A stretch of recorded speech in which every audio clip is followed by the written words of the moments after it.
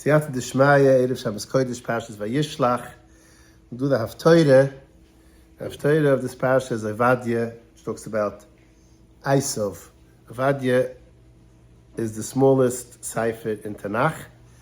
It's only one Pairek, and it's 21 Psikim. Ovadya himself was a Novi. He was a Talmud of Ary'e Novi. And he was actually a Ger. He was an Anikel of Esav. And he is the one that the Rebbeinu Shalom chose to say the Nevi'ah against Esav. The Chazal tell us that he was actually the antithesis of Esav. Esav lived in a house of tzaddikim, and he did not turn out all right. Ovadya lived in the house of Achav and Izevel, and he became a Novi. So, from the one angle, we'll see later that Ovadya was actually the saving of Esav. Zukt the Novi. I'll just paraphrase as much as possible.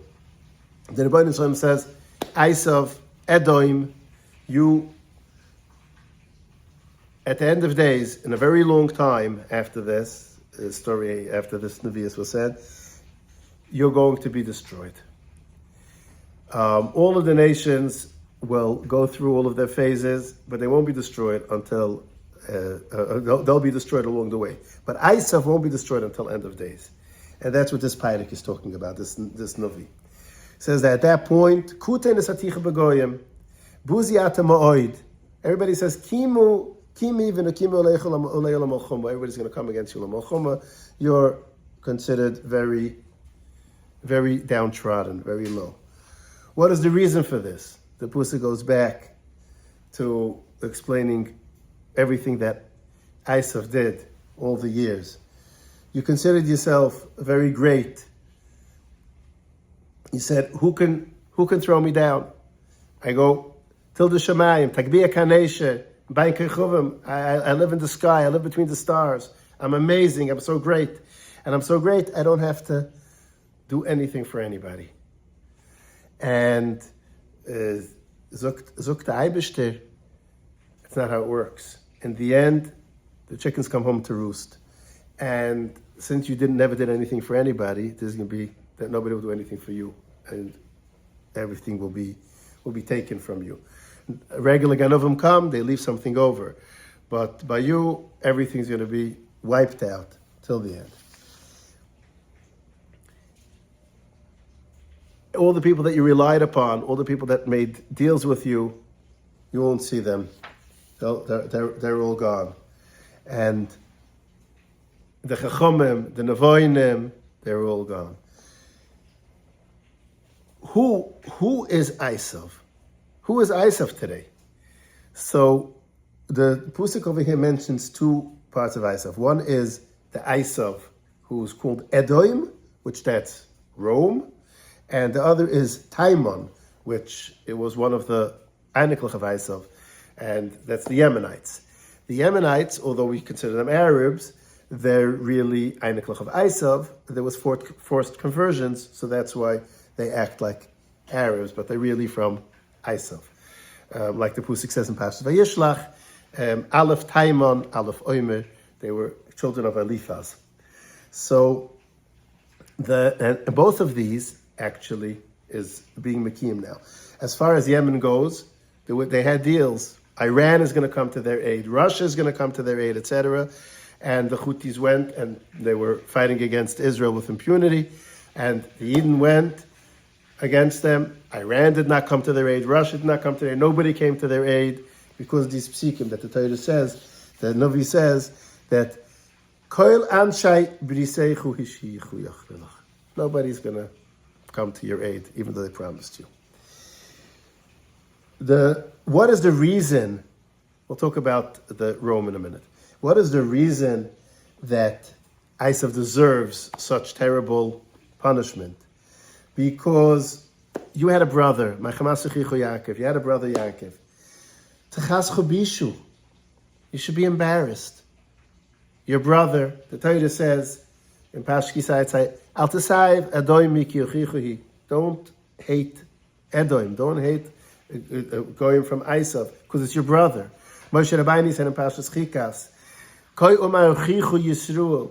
He told Esav, my brother, I'm your brother. Yeah, let's be brotherly. Esav said, absolutely not. Ve'emun Edom, avoid bigviloi. They came out with a war against the Yidden. I just told you I'm your brother. Why are you coming out with a war against me?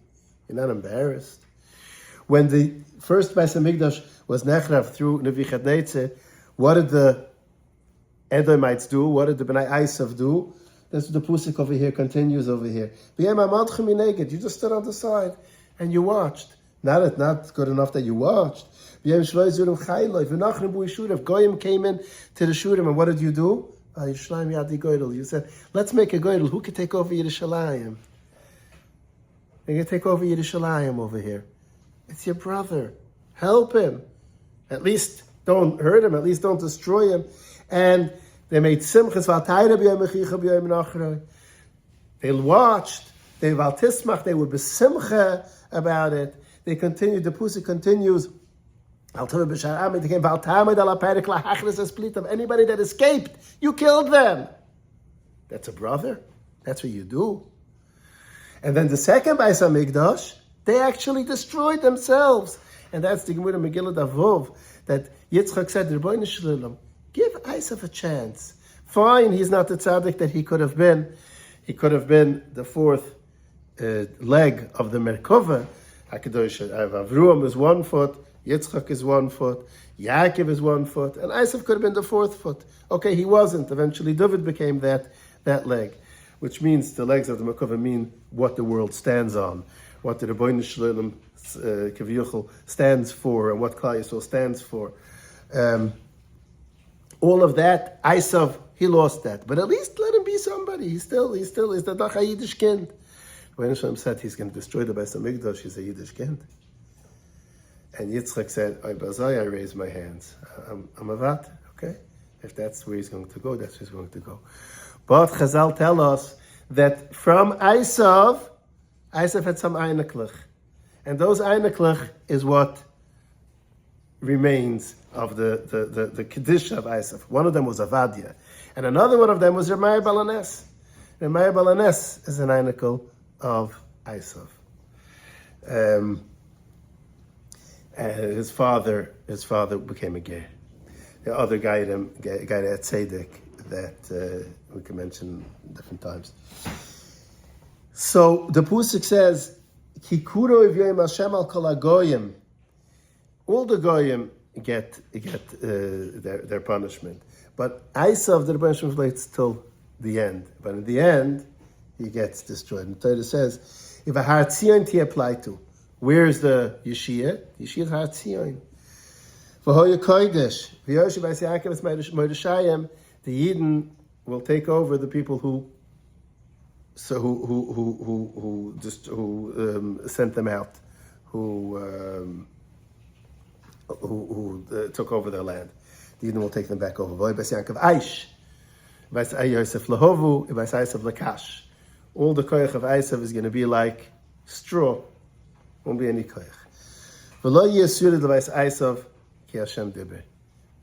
Nothing left to Esav. Some say this is going on Amulaik. We'll kill out Amulaik, and Esav will still remain as a nation, but not an important nation. V'yoshi hanegev as had Esav v'ashfailu as Plishtim v'yoshi as Ephraim. All of the places will take over all of Eretz Yisrael. The Negev, which is a place of the desert, will go out and take over Har Esav. The Shvaila, which is a little bit more north, Ashkelon area, will take over Plishtim, will take over Azan, Palestine, and all those places, the Palestinians. And even Yemenes HaGilad, take over the land. Gilad is already where it goes out to where Jordan is. V'gulas ha'chayil hazeh, Livnai Yisrael. This gulas where the Yidden, look at this pusik. Asher kenanim ad Sarfas. We have Yiddische sachrim, Yiddische merchants until all over Europe, until France. V'gulas Yerushalayim Shabbos Furad.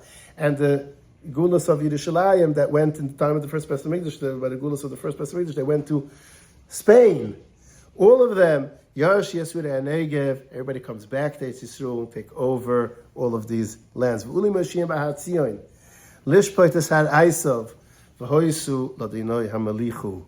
So the Mashiach will come up to Har Tzion, the people who are safe in Klal Yisrael will go up to Har Abayis, daven over there, and Har Esav will be destroyed, and refers also to the Roman Catholic Church, the Pope. And as until now, he was probably the greatest person, the most powerful person in the world until a number of years ago. And now people start looking at the church, not so important, the Pope not so important. V'hoi Hashem Hamlichu, Magid Shabbos.